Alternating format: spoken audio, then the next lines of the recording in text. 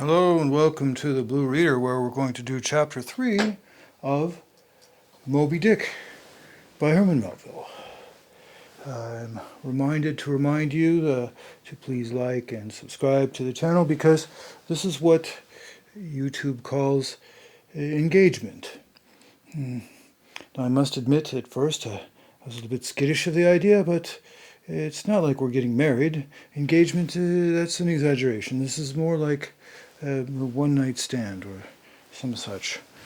So now we shall take the big book of learning and go to the timer, which I'm sure will be superfluous, and away we go.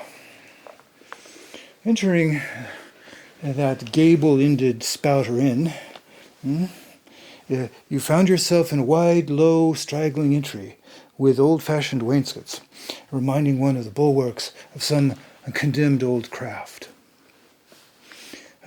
On one side hung a very large oil painting, so thoroughly besmoked and every way defaced that in the unequal crosslights by which you viewed it, it was only by diligent study and a series of systematic visits to it and careful inquiry of the neighbors that you could in any way arrive at an understanding of its purpose.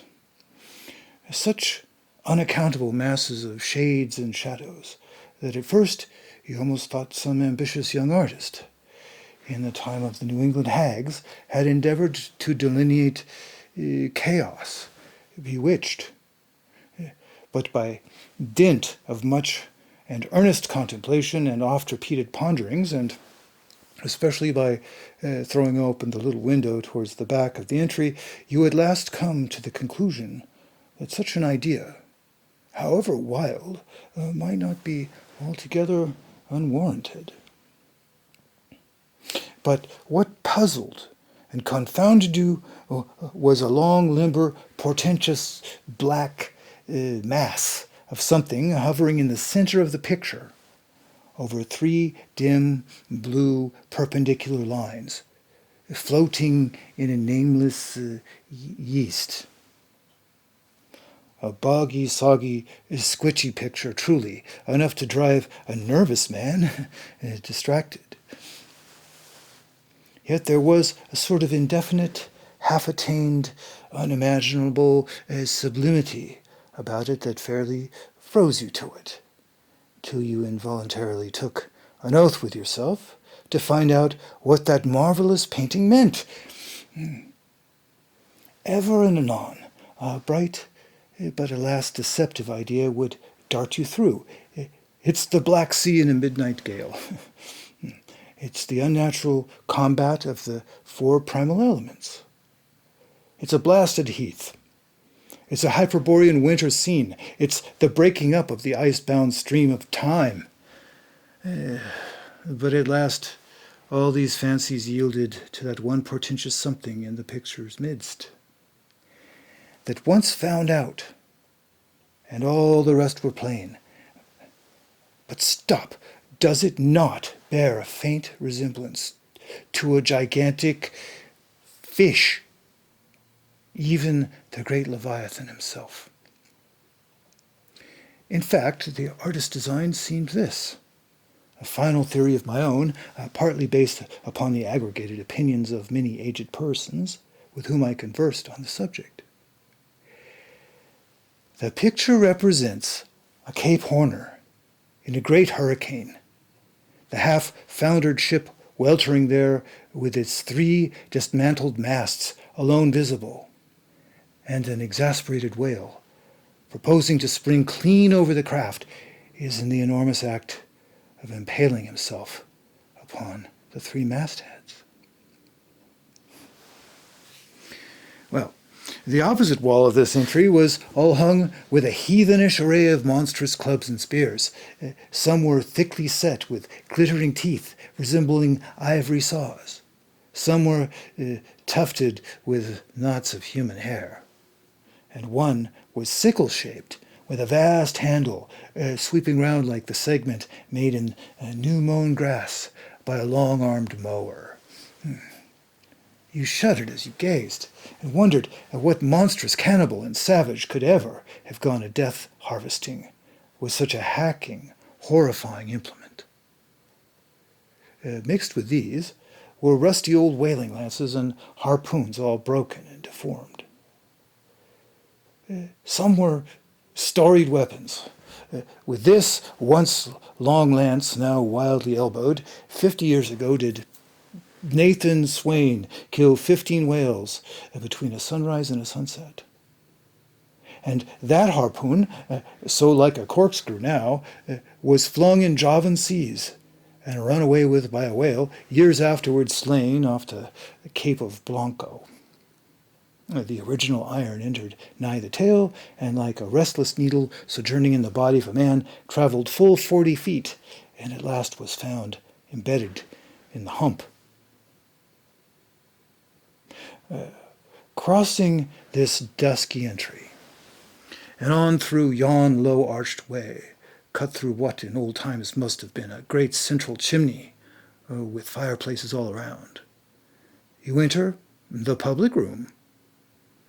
A still duskier place is this, with such low, ponderous beams above, and such old, wrinkled planks beneath, that you would almost fancy you trod some old craft's cockpits, especially of such a howling night, when this corner-anchored old ark rocked so furiously.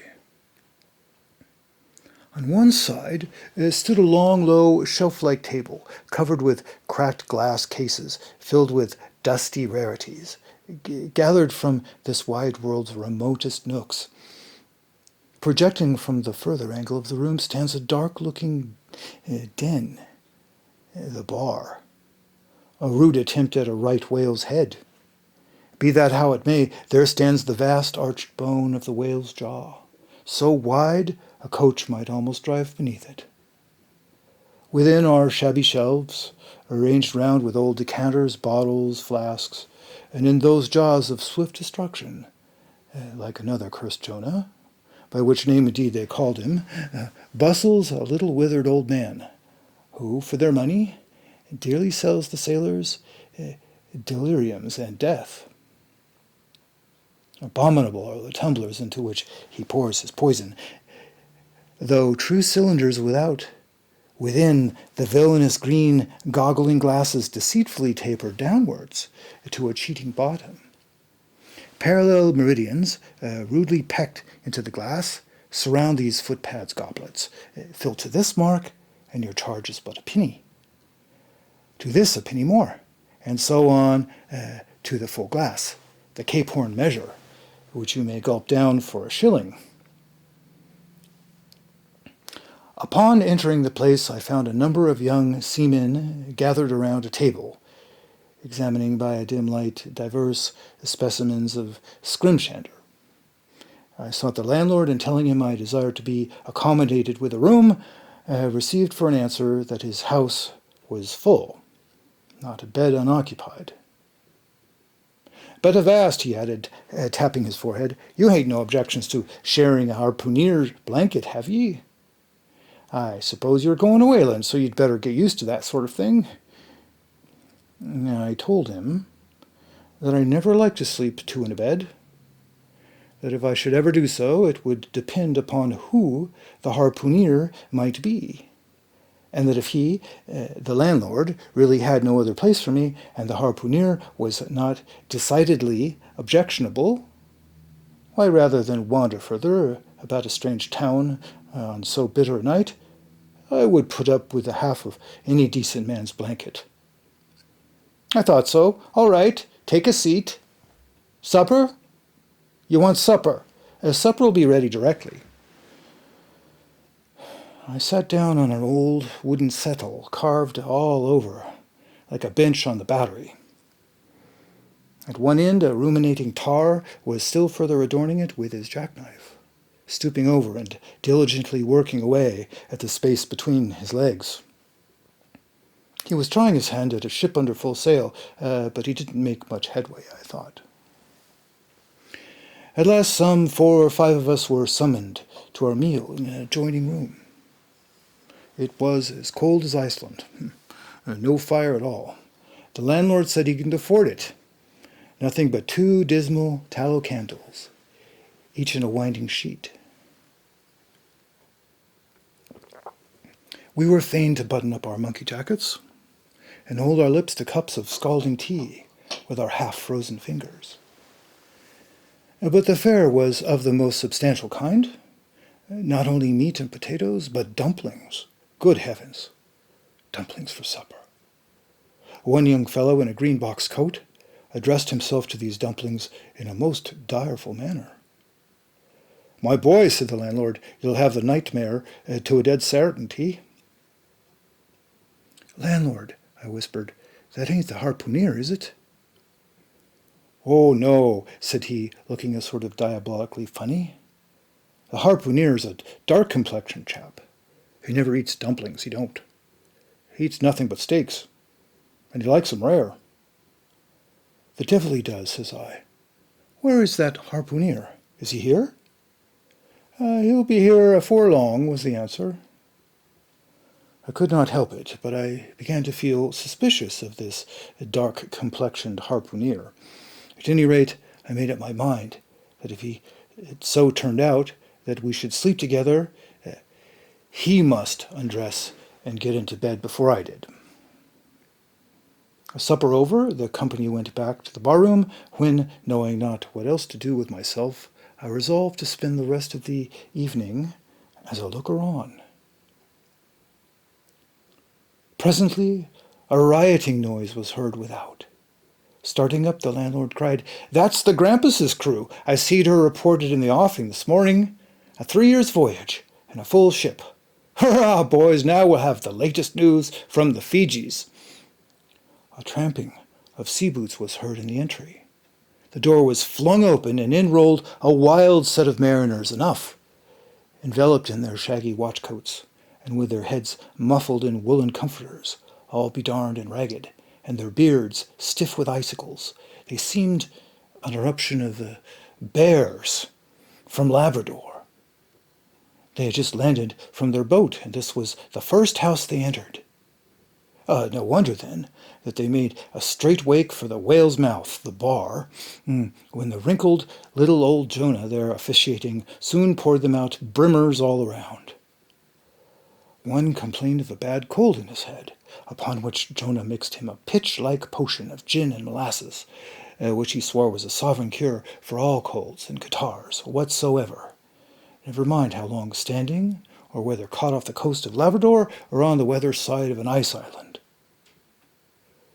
The liquor soon mounted into their heads, as it generally does, even with the errantest topers newly landed from sea, and they began capering about most obstreperously.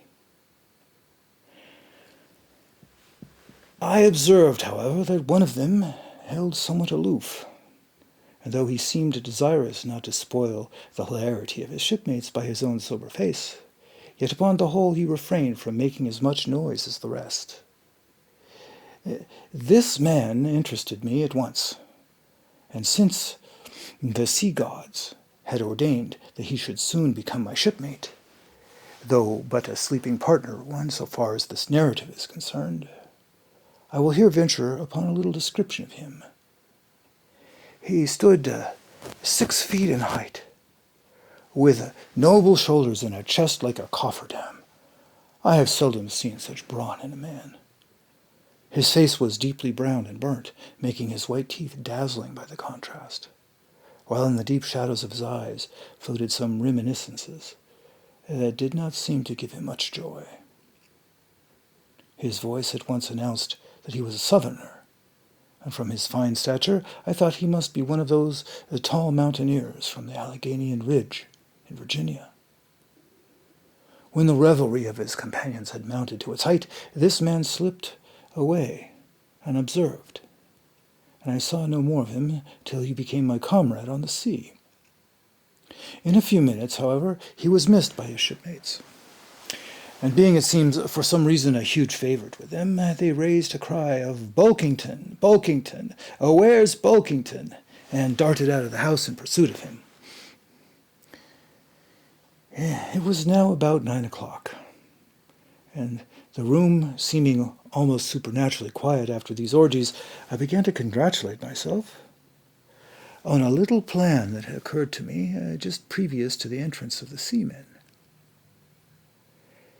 No man prefers to sleep two in a bed. In fact, you would a good deal rather not sleep with your own brother. I don't know how it is, but people like to be private when they're sleeping, and when it comes to sleeping with an unknown stranger, in a strange inn, in a strange town, and that stranger a harpooner, then your objections indefinitely multiply. Nor was there any earthly reason why I, as a sailor, should sleep two in a bed any more than anyone else, for sailors no more sleep two in a bed at sea than the bachelor kings do ashore. To be sure, they all sleep together in one apartment, but you have your own hammock, and cover yourself with your own blanket, and sleep in your own skin. The more I pondered over this harpooner, the more I abominated the thought of sleeping with him. It was fair to presume that, being a harpooner, his linen or woolen, as the case may be, would not be of the tidiest, certainly none of the finest. I began to twitch all over. Besides, it was getting late, and my decent harpooner ought to be home and going bedwards. Suppose now he should tumble in upon me at midnight. How could I tell from what vile hole he had been coming? "Landlord, I've changed my mind about that harpooner. I shan't sleep with him. I'll try the bench here." "Just as you please. I'm sorry I can't spare you a tablecloth for a mattress. And it's plaguey rough board here, feeling the knots and notches. But wait a bit, Scrimshander. I've got a carpenter's plane there in the bar. Wait, I say, and I'll make you snug enough." So saying, he procured the plane, and with his old silk handkerchief, first dusting the bench, vigorously set to planing away at my bed, while grinning like an ape. The shavings flew right and left, till at last the plane iron came bump against an indestructible knot. The landlord was near spraining his wrist, and I told him for heaven's sake to quit. The bed was soft enough to suit me, and I did not know how all the planing in the world could make an eiderdown out of a pine plank. So, gathering up the shavings with another grin and throwing them into the great stove in the middle of the room, he went about his business and left me in a brown study. I now took the measure of the bench and found that it was a foot too short. But that could be mended with a chair. But it was a foot too narrow. And the other bench in the room was about 4 inches higher than the planed one. So there was no yoking them. I then placed the first bench lengthwise along the only clear space against the wall, leaving a little interval between for my back to settle down in. But I soon found that there came such a draught of cold air over me, from under the sill of the window, that this plan would never do at all, especially as another current from the rickety door met the one from the window, and both together formed a series of small whirlwinds in the immediate vicinity of the spot where I had thought to spend the night. Devil fetch that harpooner, thought I. But stop. Couldn't I steal a march on him? Bolt his door inside, and jump into his bed, and not to be awakened by the most violent knockings. Seemed no bad idea. But on second thought, dismissed it. For who could tell but what the next morning, so soon as I popped out of the room, the harpooner might be standing in the entry, all ready to knock me down. Still looking around me again, and seeing no possible chance of spending a sufferable night, unless in some other person's bed, I began to think that after all I might be cherishing unwarrantable prejudices against this unknown harpooner. Thinks I'll wait a while. He must be dropping in before long. I'll have a good look at him then, and then perhaps we may become jolly good bedfellows after all. There's no telling. But though the other boarders kept coming in by ones, twos, and threes, and going to bed, no sign of my harpooner. "Landlord," said I, "what sort of chap is he? Does he always keep such late hours?" It was now hard upon 12 o'clock. The landlord chuckled again in his lean chuckle, and seemed to be mightily tickled at something beyond my comprehension. "No," he answered, "generally he's an early bird, early to bed and early to rise. Yea, he's the bird what catches the worm. But tonight he went out a-peddling, you see, and I don't see what on earth keeps him so late, unless, maybe, he can't sell his head." "Can't sell his head? What sort of a bamboozlingly story is this you are telling me?"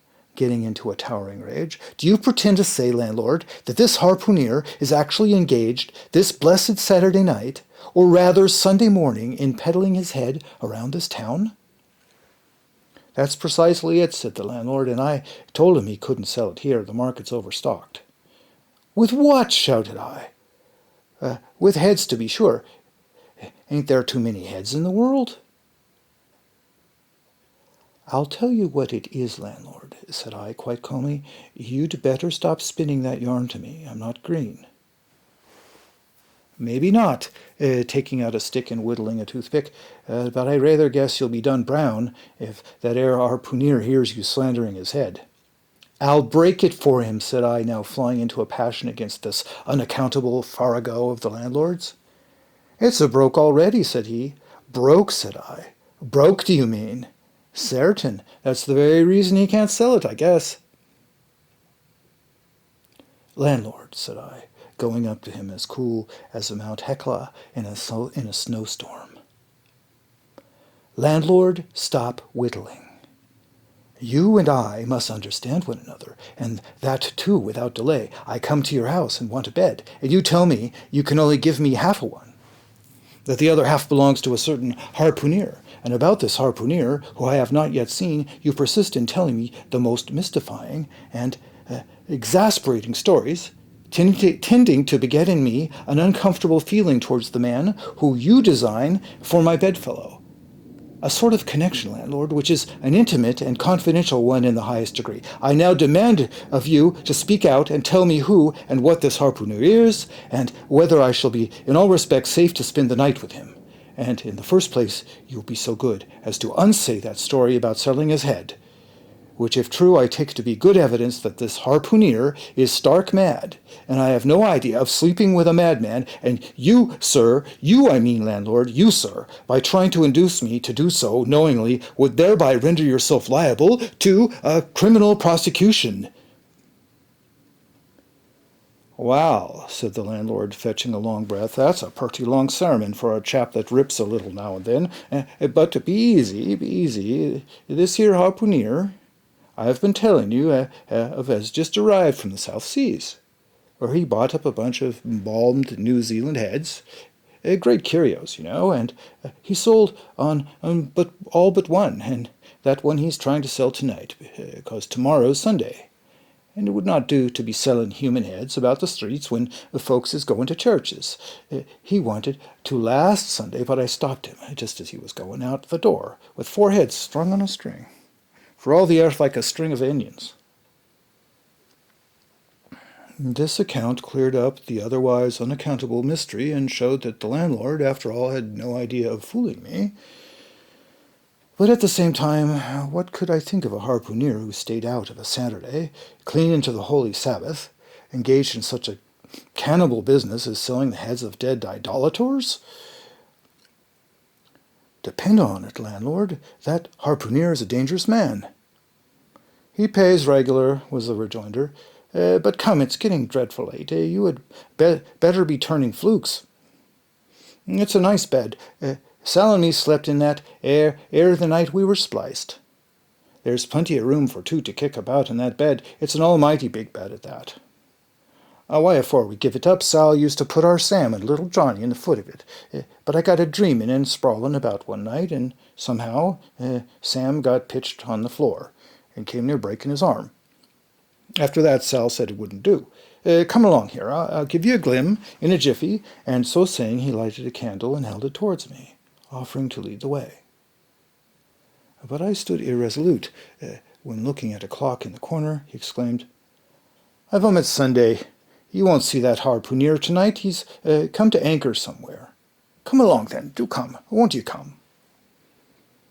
I considered the matter a moment, and then upstairs we went, and I was ushered into a small room, cold as a clam, and furnished sure enough with a prodigious bed, almost big enough indeed for any 4 harpooneers to sleep abreast. "There," said the landlord, placing the candle on a crazy old sea chest that did double duty as a washstand and centre table. "There, you make yourself comfortable now, and good night to ye." I turned round from eyeing the bed, but he had disappeared.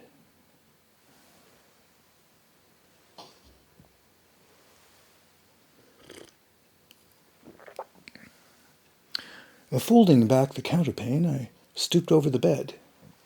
Though none of the most elegant, it stood the scrutiny tolerably well. I then glanced round the room, and besides the bedstead and centre table, I could see no other furniture belonging to the place but a rude shelf, the 4 walls, and a papered fireboard representing a man striking a whale. Of things not properly belonging to the room, there was a hammock lashed up and thrown upon the floor in the corner, and a large seaman's bag containing the harpooneer's wardrobe, no doubt in lieu of a land trunk. Likewise, there was a parcel of outlandish bone fish hooks on the shelf over the fireplace, and a tall harpoon standing at the head of the bed. But what is this on the chest? I took it up and held it close to the light, and felt it, and smelt it, and tried every way possible to arrive at some satisfactory conclusion concerning it. I can compare it to nothing but a large doormat, ornamented at the edges with little tinkling tags, something like the stained porcupine quills around an Indian moccasin. There was a hole or slit in the middle of this mat, as you see the same in South American ponchos. But could it be possible that any sober harpooneer would get into a doormat and parade the streets of any Christian town in that sort of guise? I put it on to try it, and it weighed me down like a hamper, being uncommonly shaggy and thick, and I thought a little damp, as though this mysterious harpooneer had been wearing it of a rainy day. I went up in it to a bit of glass stuck against the wall, and I never saw such a sight in my life. I tore myself out of it in such a hurry, I gave myself a kink in the neck. I sat down on the side of the bed and commenced thinking about this head-peddling harpooneer and his doormat. After thinking some time on the bedside, I got up and took off my monkey jacket and stood in the middle of the room thinking. Then I took off my coat and thought a little more in my shirt sleeves, but beginning to feel very cold now, half undressed as I was, and remembering what the landlord said about the harpooneer's not coming home at all that night, it being so very late, I made no more ado, but jumped out of my pantaloons and boots, and then, blowing out the light, tumbled into bed and commended myself to the care of heaven. Whether that mattress was stuffed with corn cobs or broken crockery, there is no telling. But I rolled about a good deal and could not sleep for a long time. At last I slid off into a light doze, and had pretty nearly made a good offing towards the land of Nod, when I heard a heavy footfall in the passage, and saw a glimmer of light come into the room from under the door. Lord save me, thinks I, that must be the harpooneer, the infernal head peddler, but I lay perfectly still and resolved not to say a word until spoken to. Holding a light in one hand, and that identical New Zealand head in the other, the stranger entered the room, and without looking towards the bed, placed his candle a good way off from me on the floor in the corner, and then began working away at the knotted cords of the large bag I before spoke of as being in the room. I was all eagerness to see his face, but he kept it averted for some time while employed in unlacing the bag's mouth. This accomplished, however, he turned round, when, good heavens, what a sight! Such a face! It was of a dark, purplish yellow color, here and there stuck over with large, blackish-looking squares. Yes, it's just as I thought. He's a terrible bedfellow. He's been in a fight, got dreadfully cut, and here he is just from the surgeon. But at that moment he chanced to turn his face, so the light that I plainly saw they could not be sticking plasters at all, those black squares on his cheeks. They were stains of some sort or other. At first I knew not what to make of this, but soon an inkling of the truth occurred to me. I remembered a story of a white man, a whaleman too, who, falling among the cannibals, had been tattooed by them. I concluded that this harpooner, in the course of his distant voyages, must have met with a similar adventure. And what is it, thought I, after all? It's only his outside. A man can be honest in any sort of skin.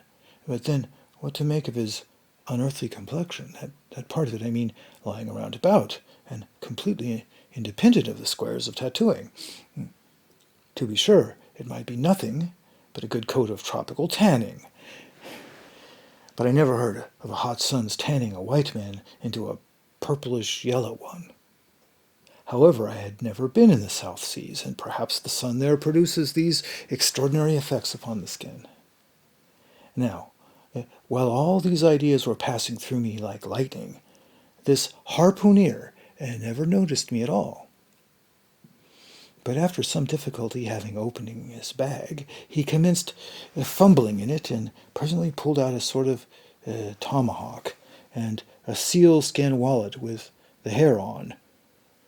Placing these on the old chest in the middle of the room, he then took out the New Zealand head, a ghastly thing enough, and crammed it down into the bag. Now he took off his hat, a new beaver hat, when I came nigh, singing out with fresh surprise. There was no hair on his head. None to speak of, at least, nothing but a small scalp knot twisted up on his forehead. His bald, purplish head now looked, for all the world, like a mildewed skull. Had not the stranger stood between me and the door, I would have bolted out of it quicker than I ever bolted a dinner. Even as it was, I thought something of slipping out of the window, but it was the second floor back.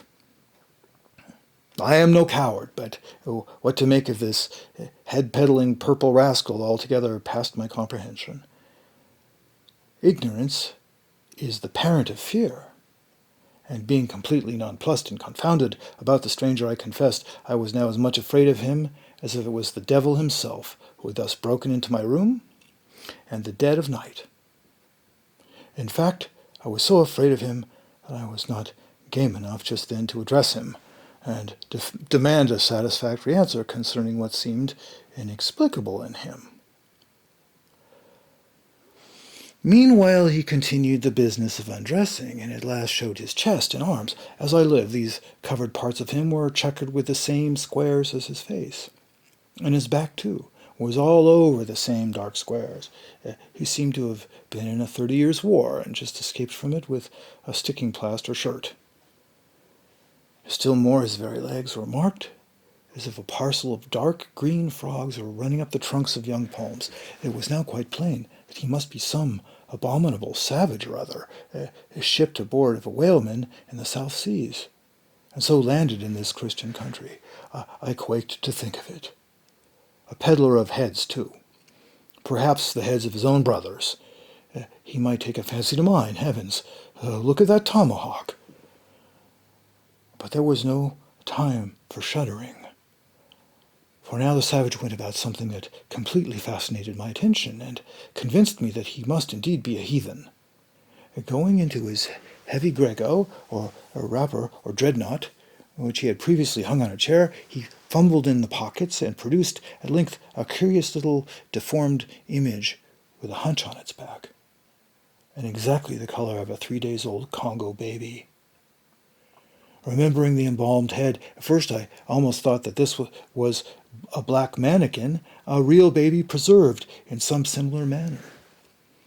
But seeing that it had not all limber, and that it glistened a good deal like a polished ebony, I concluded that it must be nothing but a wooden idol, which indeed it proved to be. For now the savage goes up to the empty fireplace, and removing the papered fireboard, it sets up this little hunchbacked image, like a tin pin, between the andirons. The chimney jambs and all the bricks inside were very sooty, so I thought this fireplace made a very appropriate little shrine or chapel for his Congo idol. I now screwed my eyes hard towards the half-hidden image, feeling but ill at ease meantime to see what was next to follow.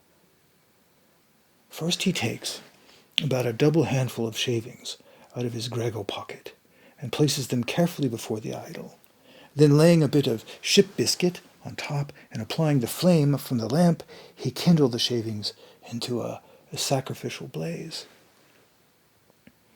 Presently, after many hasty snatches into the fire and still hastier withdrawals of his fingers, whereby he seemed to be scorching them badly, he at last succeeded in drawing out the biscuit, then blowing off the heat and lashes a little, made a polite offer of it to the little negro.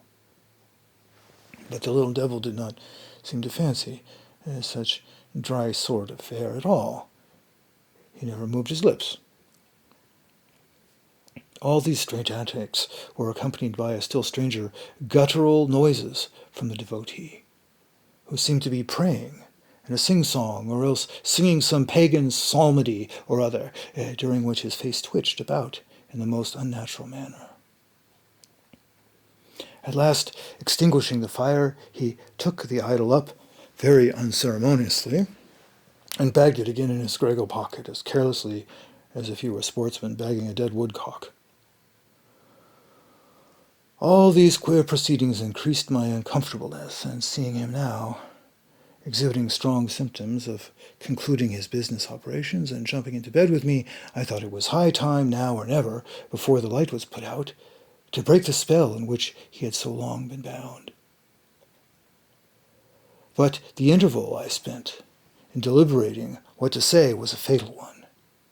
Taking up his tomahawk from the table, he examined the head of it for an instant, then holding it to the light, with his mouth at the handle, he puffed out great clouds of tobacco smoke. The next moment the light was extinguished, and this wild cannibal, a tomahawk between his teeth, sprang into bed with me. I sang out. I could not help it now, and giving a sudden grunt of astonishment, he began feeling me. Stammering out something, I knew not what, I rolled away from him against the wall, and then conjured him, whoever or whatever might be, to keep quiet, and let me get up and light the lamp again. But his guttural responses satisfied me at once that he but ill comprehended my meaning. "Oh, devil you," he said at last, "you no speaky, damn I kill ye, ah." And so saying, the lighted tomahawk began flourishing about me in the dark. "Landlord, for God's sake, Peter Coffin!" shouted I. "Landlord, watch, Coffin, angels, save me!"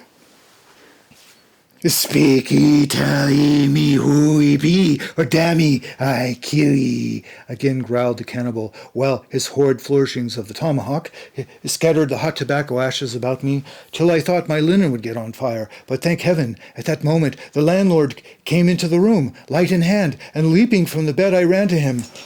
"Don't be afraid now," said he, grinning again. "Queequeg here wouldn't harm a hair of your head." "Stop your grinning," shouted I, "and why didn't you tell me that infernal harpooneer was a cannibal?" "I thought you'd know it. Didn't I tell you he was a peddling heads around town? But look, flukes again and go to sleep. Queequeg, look here. You sabi me, I sabi. You, this man sleepy you sabi?" "Me sabi plenty," grunted Queequeg, puffing away at his pipe and sitting up in bed. "You getty in," he added, motioning to me with his tomahawk and throwing the bedclothes to one side. He really did this in not only a civil, but in really a kind and charitable way. I stood looking at him a moment. Oh, for all his tattooings, he was, on the whole, a clean and comely-looking cannibal.